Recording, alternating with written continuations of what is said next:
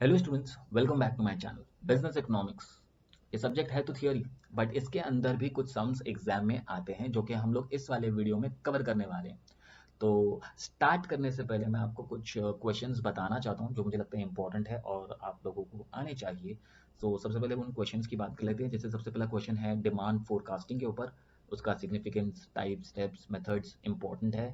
बात करें दूसरे इंपॉर्टेंट आंसर की तो वो है आइसोकॉन्ट और उसका property. Break even analysis and its implication, ये भी एक इंपॉर्टेंट पार्ट है। Define price discrimination and its degree, आपको पता होगा first degree, second degree, third degree discrimination होता है। सो ये भी इंपॉर्टेंट आंसर है।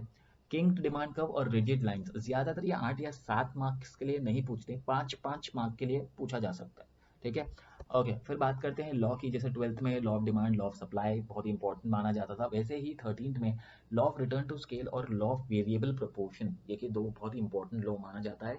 सिर्फ एग्जाम पॉइंट ऑफ व्यू से भी नहीं, आपको ये समझने के लिए भी बहुत ज़्यादा इंपॉर्टेंट है। एंड ये थोड़े कुछ इंपॉर्टेंट क्वेश्चन है जो मुझे लगा आप लोग के साथ शेयर करना चाहिए, तो मैं शेयर कर रहा हूँ। आपके ऊपर है, ये रेफरेंस के लिए है, थोड़ा बहुत आना चाहिए। और जो कि मेन पर्पस है इस वीडियो का वो तो सम के लिए है, तो हम लोग डायरेक्टली जाते हैं हमारे सम के अंदर। और ये रहा हमारा एग्जाम्पल जो हम लोग सॉल्व करने वाले हैं। जो एग्जाम में ज़्यादातर इसके ऊपर क्वेश्चंस पूछते रहते हैं, तो इसे कैसे सॉल्व करना है अगर एग्जाम में आएगा तो।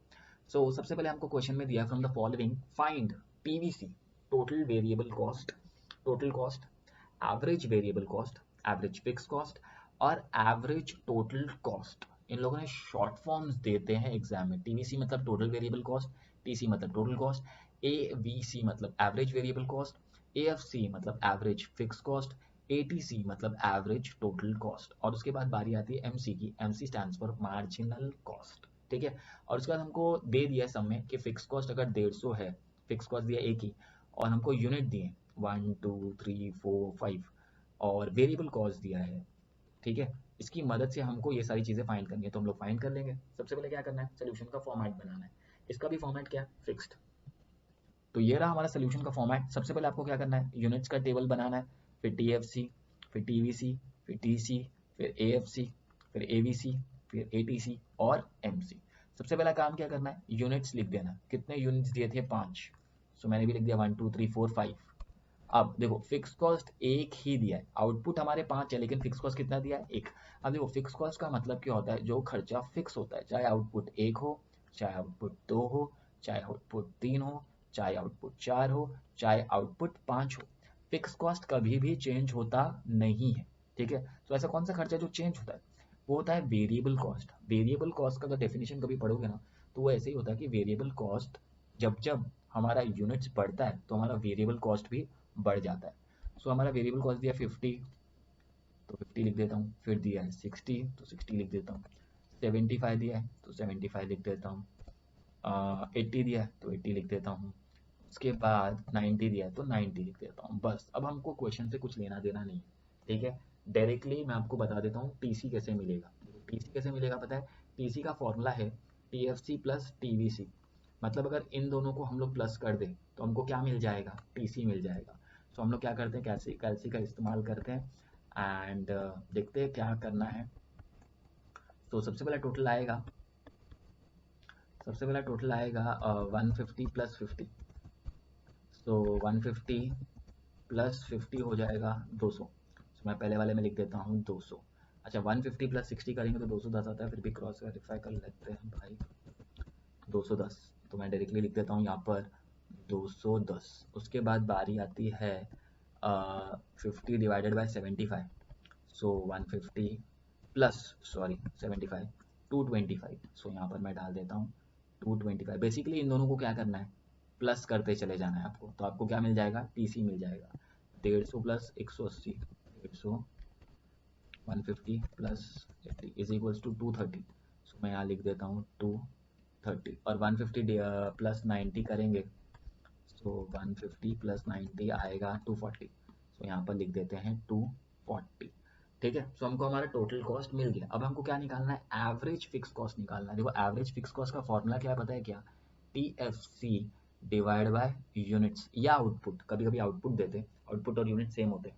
ठीक है, अब मुझे क्या करना है, ये जो 150 है ना, इसको डिवाइड करना है यूनिट से। 150 डिवाइड बाय 1 करेंगे तो कितना आएगा, 150। 150 डिवाइड बाय 2 करेंगे तो कितना आएगा 75। एक बार चेक कर लेते हैं, देखो ऐसे 150 डिवाइड बाय 2 तो 75 आ गया।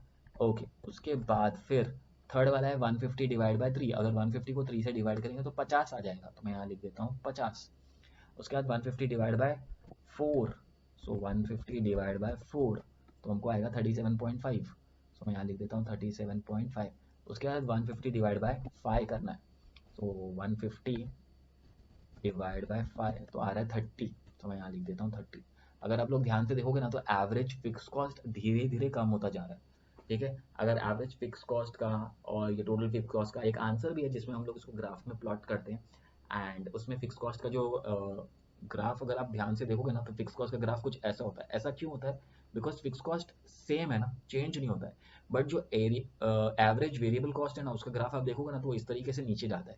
क्यों? क्योंकि एवरेज फिक्स कॉस्ट धीरे धीरे कम होना शुरू हो जाता है जब जब आउटपुट बढ़ता है, ठीक है। जैसे मैं एक्सप्लेन कर रहा था थोड़ा सा। एंड अब बात करते हैं एवरेज वेरिएबल कॉस्ट की। एवरेज वेरिएबल कॉस्ट कैसे मिलेगा? TVC divide by units. तो अब डिवाइड तो करना है, लेकिन किसको किससे करना है? 50 को 1 से करना है। 50 को 1 से करेंगे तो 50, 60 डिवाइड बाय 2 करेंगे तो 30, 75 डिवाइड बाय 3 करेंगे तो 75 डिवाइड बाय 3 करेंगे तो आ रहा है 25, यहाँ लिख देते हैं 25। उसके बाद 150 divide by 4, sorry 80 divide by 4, 80 divide by 4 करेंगे तो 20 आ रहा है, सो यहाँ पर लिख देते हैं 20। और 90 डिवाइड बाय 5 करेंगे, 90 डिवाइड बाय 5 आ रहा है 18, सो मैं यहाँ पर डाल देता हूँ 18। उसके बाद बारी आती है एटीसी की। एटीसी कैसे मिलेगा? एटीसी मिलेगा टीसी को डिवाइड करेंगे यूनिट से। इसका मतलब ये सारे एवरेज, जैसे एवरेज निकालना है ना तो इसको यूनिट से ही डिवाइड करना है, ठीक है। तो पहले ये इससे डिवाइड होता है, फिर ये इससे डिवाइड होता है, फिर ये इससे डिवाइड हो जाता है, ठीक है। सो 200 डिवाइड बाय 1 करेंगे तो 200 ही आएगा। 210 डिवाइड बाय 2 करेंगे तो आएगा 210 डिवाइड बाय 2 करेंगे तो 105 आ रहा है, यहाँ पर मैं लिख देता हूँ 105। उसके बाद 225 डिवाइड बाय 3 करना है, 225 डिवाइड बाय 3 करें तो आ रहा है 75। तो यहाँ पर मैं लिख देता हूँ, एक बार वापस से चेक कर लेता हूँ। 225 डिवाइड बाय 3 कर रहे हैं तो आ रहा है 75, सो मैं यहाँ डाल देता हूँ 75। उसके बाद 230 divide by 4, so 230 divide by 4 आ रहा है, सॉरी 230 डिवाइड बाय 4 आ रहा है 57.5, सो मैं यहाँ लिख देता हूँ 57.5। उसके बाद 240 डिवाइड बाय 240 डिवाइड बाय 5 तो आ रहा है 48, तो मैं यहाँ डाल देता हूँ 48। अब आप सोच रहे होंगे कि सर अगर इन दोनों को प्लस कर देते तो भी चलता क्या? हाँ चल जाता, ठीक है। अगर हम लोग एवरेज वेरिएबल कॉस्ट और एवरेज फिक्स कॉस्ट को प्लस करके भी लिख देते तो भी एवरेज टोटल कॉस्ट हमको मिल जाता, ठीक है। सो ये तो ईजी पार्ट था। अब आता है मार्जिनल कॉस्ट कैसे ढूंढे, ठीक है। सो मार्जिनल कॉस्ट ढूंढना थोड़ा सा ट्रिकी है, तो मैं आपको बता दूं। इसमें हम लोग को क्या करना है पता है क्या? पहले तो डैश कर देना है मार्जिनल कॉस्ट में, और उसके बाद है ना इंक्रीज इन वेरिएबल कॉस्ट ये लेना है। 50 से 60 हो गया ना तो हमारा मार्जिनल कॉस्ट कितना होगा 10। 60 से 75 हो गया तो हमारा मार्जिनल कॉस्ट कितना होगा 15। 75 से 80 हो गया तो मार्जिनल कॉस्ट कितना आएगा 5। और ये 80 से कितना हो गया 90 हो गया तो मार्जिनल कॉस्ट कितना आ जाएगा 10। सो मार्जिनल कॉस्ट हम लोग कैसे निकालते हैं? पहले तो डैश कर देते हैं, और उसके बाद फिर हम लोग को क्या करना है? इंक्रीज, जितना वेरिएबल कॉस्ट इंक्रीज हो रहा है ना उतना ही लिखते जाना है। जैसे फॉर एग्जाम्पल 50 माइनस 60 किया तो 10 आ गया, 60 माइनस 75 किया तो 15 आ गया, 75 माइनस 80 किया तो 5 आ गया, एंड 80 माइनस 90 किया तो 10 आ गया। सो इस तरीके से हमारे जो पूरा टेबल है ये पूरा टेबल बन जाता है, ठीक है। तो बहुत ही सिंपल था। और भी कुछ तरीके के सम है बिजनेस इकोनॉमिक्स में, तो वो मैं आगे आने वाले वीडियोस में कवर करूंगा। सो इस वीडियो में इतना ही। अगर आपको ये वीडियो पसंद आया, यूजफुल लगा है, तो आपको पता है क्या करना है? लाइक करो, सब्सक्राइब करो, शेयर करो।